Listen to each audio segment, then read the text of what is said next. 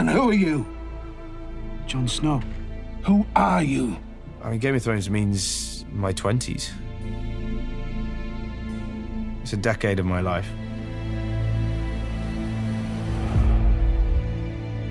It's rare you get something which is a completely original fantasy. People are always trying to copy things or do variations of things. Game of Thrones means complete originality within TV.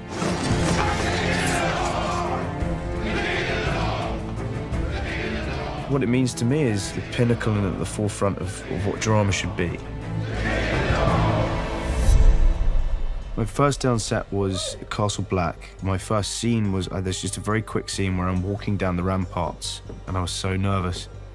I was so happy that we started with that. Look around, boy. This look like home, do you?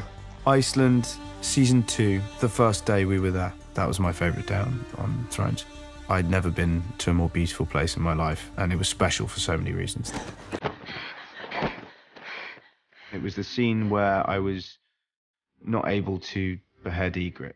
Strike hard and true, Jon Snow. My favourite actor to work with was Rose Leslie. There was something really special about working with Rose. Ygritte, you know I didn't have a choice. You always knew who I was. She is one of the best actors I've worked with, one of the most instinctual and interesting and fierce and forceful, and we really kind of had a great chemistry together, I think. I should have stayed in that cave. We'll go back there. You know nothing, Jon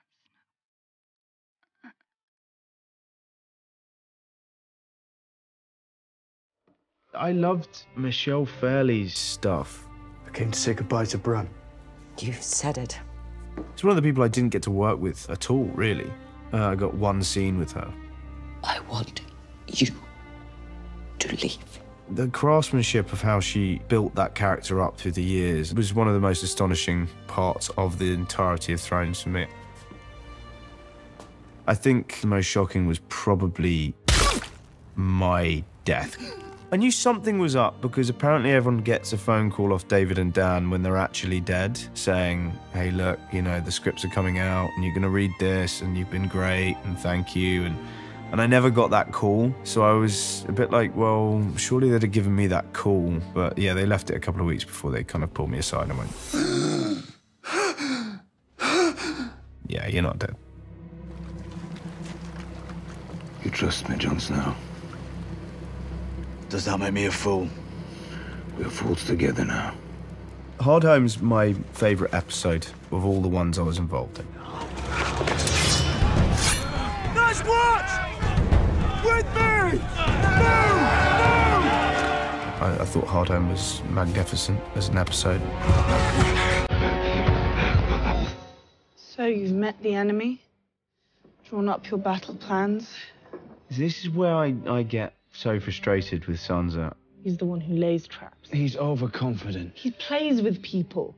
He's far better at it than you. He's been doing it all his life. Aye, and what have I been doing all my life? Playing with broomsticks. It's not that Jon wasn't listening. She wasn't telling him. Just don't do what he wants you to do. Ah, it's good advice.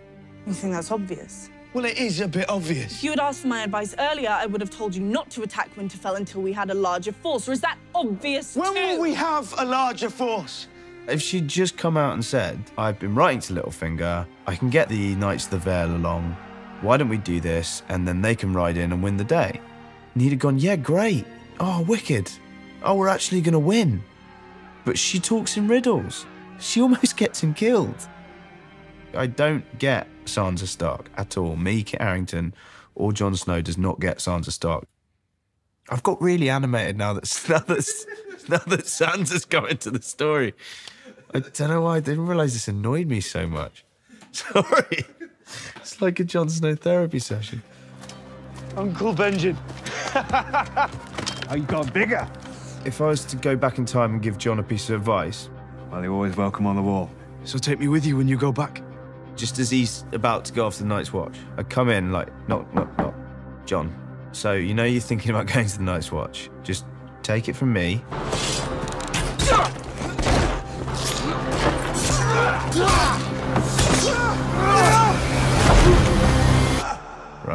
Don't. You're going to go through hell and you're going to be really scarred at the end of it.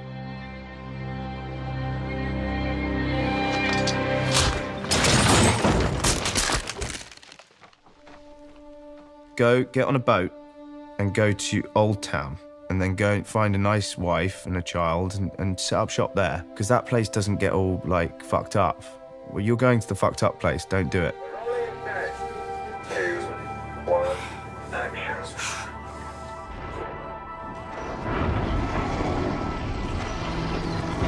The show, the crew, the directors, the producers, the cast, everyone involved is like a family. How many men did your army kill taking Winterfell back from the Boltons? Loads. I will miss simple things like walking on to set for the first time each year in your new bits of costume, and just knowing you're part of something which is sort of at the center of attention and has broken into pop culture in a way that you never expected. Really what I'll miss most is the sense of kinsmanship. You don't get many of these, if any. I feel like my heart is breaking. I love this show. More than I think anything. It has never been a job for me. It gave me my wife.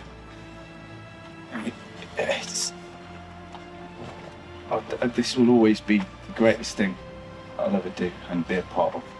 And you've all been just my family. I love you for it, and thank you so much.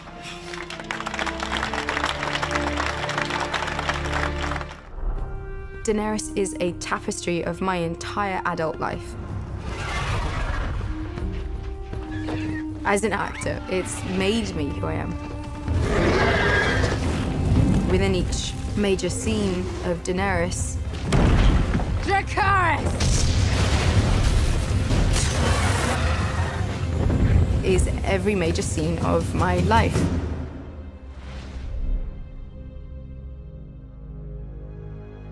Daenerys is heading to take back the Iron Throne.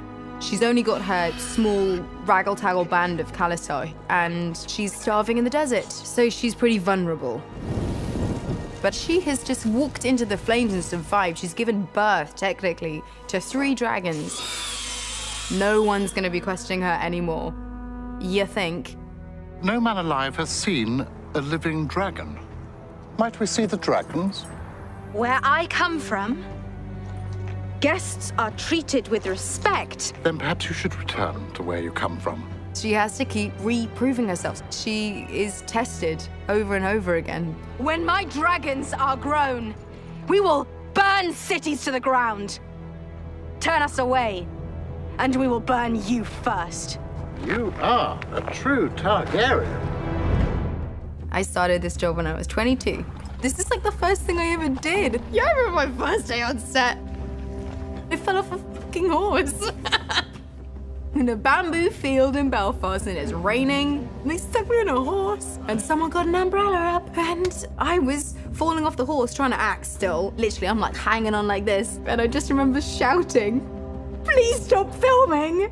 I'm gonna get up, and I'm like facing the horse, turn around, and I'm like, oh my God, there's like the whole crew, and I just cried. So that was my first day on Game of Thrones.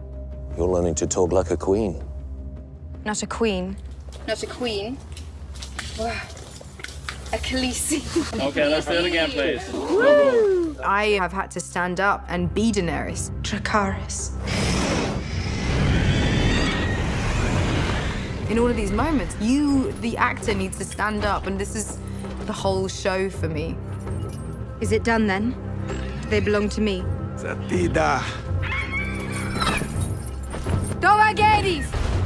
Season 3, Getting the Unsullied, was the first time that I, Emilia, got to be, you know, like, bitch and badass. Dracarys.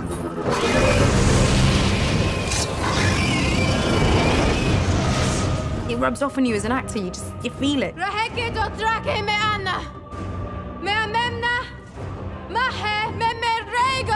I've had to speak to a lot of people.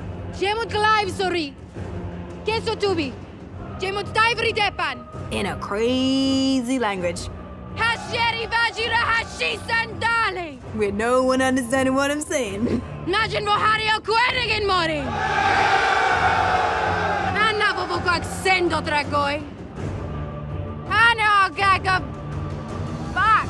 It's been a challenge.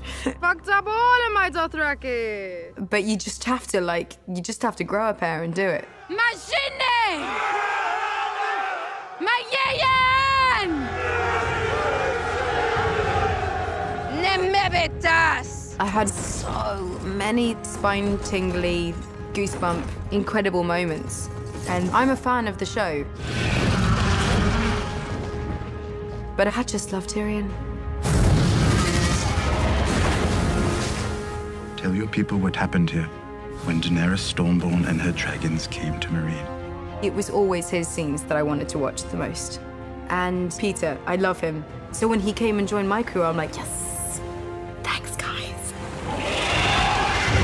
Leaving Meereen, it's really the beginning of getting down to business, because she's heading home.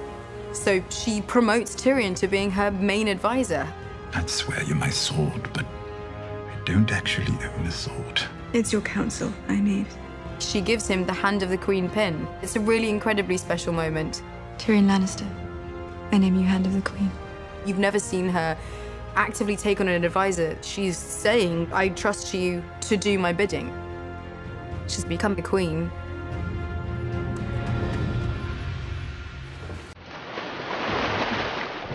You may not believe it, but I've missed you, Mormont. Nobody glowers quite like you. There's an ease that I get acting with Ian Glenn. Is there a cure? I don't know. I'm so sorry. Don't be. All I've ever wanted was to serve you. He's been my pal the whole time. He's been my buddy. Shambles, John, shambles. Ian is an incredible actor, and he is an incredible mentor. He's just helped me as a person on a really real level. I'm gonna start to cry. This is ridiculous. I command you to heal yourself and then return to me. The journey that I've been on with Daenerys, it's sharpened me as an actor, and I've been able to play this incredibly strong woman when I could have very easily never thought of the places that I had to go to with her. And because of the heights that she goes to, it's forced me to find them within myself, and that's a really big deal. I'm just always going to be so indebted to Dani, because she's a really great character to have been able to play.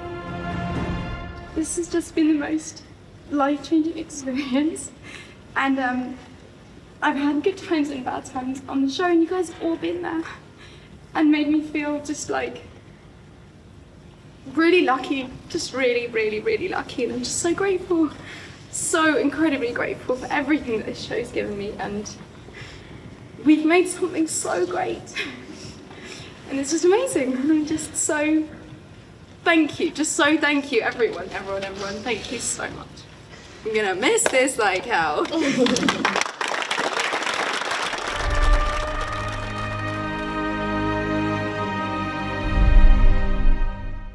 Hey, it's Lisa. Now, the Emmys are pretty much the Oscars for television. Winning an Emmy is the biggest award an actor can win for their work on the small screen. Here are the top 3 winners. At number 3, Mary Tyler Moore with 7 wins and 15 nominations. At number 2, Cloris Leachman with 8 wins and 22 nominations. And coming in at number 1 is Julia Louis-Dreyfus with 11 wins and 24 nominations. Now, do you like my t-shirt? You can get one for yourself and the link in the description.